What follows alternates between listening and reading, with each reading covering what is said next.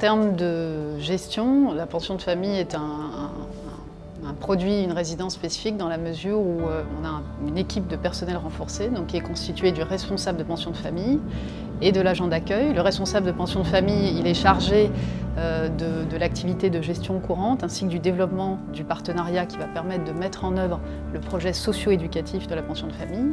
Et l'agent d'accueil est essentiellement chargé des activités d'animation et de tout ce qui concourt au lien social interne à la résidence, mais également à l'insertion de la pension de famille dans son environnement immédiat.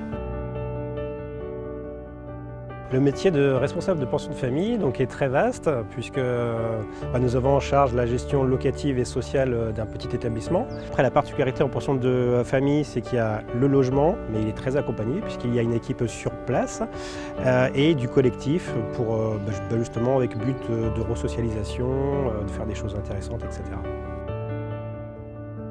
De pouvoir accompagner les résidents dans leurs difficultés, de pouvoir accompagner les résidents aussi dans leurs problématiques, que ce soit en termes administratifs, en termes de santé.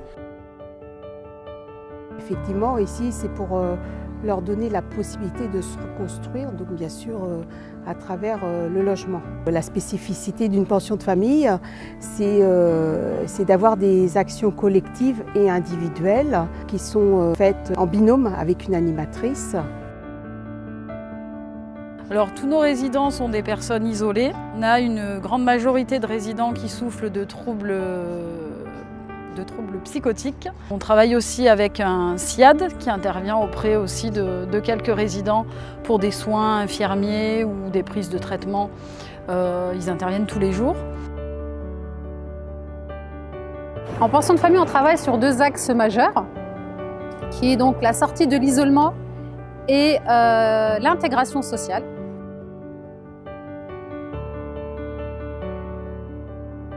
La particularité, c'est que nous, on est plus dans l'accompagnement social, dans le quotidien des résidents. Et on fait avec et pour eux, certaines fois. Voilà. Et puis, on est souvent le seul lien qu'ils peuvent avoir. Parce que malheureusement, la plupart de nos résidents sont en rupture familiale. Le gros but, c'est vraiment de créer un climat de confiance pour que les liens se tissent, pour qu'effectivement il puisse y avoir un travail intéressant qui puisse être fait avec eux en accompagnement. C'est vraiment la clé de réussite, c'est qu'il y ait une confiance et un respect réciproque. Le but, c'est que les personnes reprennent pied dans la vie, se posent positivement et reprennent confiance en eux. Donc il y a un gros travail à ce niveau-là qui est fait.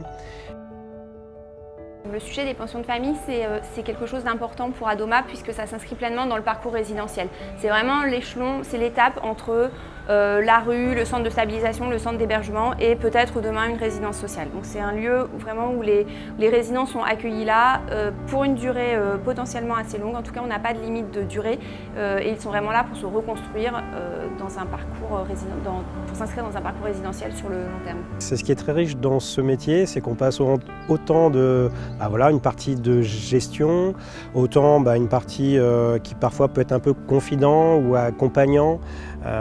Avec toute la bienveillance et la distance aussi qu'il faut, parce qu'on reste des professionnels, mais bon, c'est pas pour ça qu'il n'y a pas des liens forts qui se forgent avec les années. On va essayer de les accueillir, comment on accueille une personne, notamment en étant disponible, en étant à l'écoute de la personne. Et après, on va essayer d'aller vers, établir le lien avec le résident pour qu'il y ait une confiance qui se crée. Et dans la mesure où la confiance s'est créée, c'est à ce moment-là que nous pouvons maintenant aborder des activités, parler. Vous pouvez peut-être descendre, il y a telle ou telle chose qui vous plaît, est-ce que vous voulez qu'on le mette en place? C'est de cette façon qu'on procède. La partenaire qui vient mettre en place cette activité, cet atelier, elle a une pédagogie, une façon de faire pour ne pas brimer le résident, mais plus pour l'aider en fait petit à petit, toujours. C'était très minutieux, c'est vraiment un travail d'équilibriste pour que petit à petit la personne tend la main entre guillemets pour se faire aider. L'idée c'est ça, parce qu'il y a une difficulté qui est liée aussi à leur problématique en santé. On a des résidents qui ont des problèmes d'addiction, des pathologies psychiques, etc. Et c'est vrai qu'il y en a certains qui sont plus timides que d'autres, donc ils sont anxieux, voire dépressifs, ils n'osent pas trop. Et la présence des animaux permet à tous ces résidents, en tout cas, de se retrouver, de se réunir. Moi, je pars du principe que c'est des gens qui ils ont eu une vie aussi avant, ils étaient quelqu'un, ils ont fait des choses et ça arrive à tout le monde d'avoir des accidents de vie. Nous, ce qui nous intéresse, c'est que nos résidents, ils viennent nous voir dans le bureau tous les jours, ils nous disent bonjour et puis qu'ils aient le sourire. Nous, c'est ça qui nous fait avancer.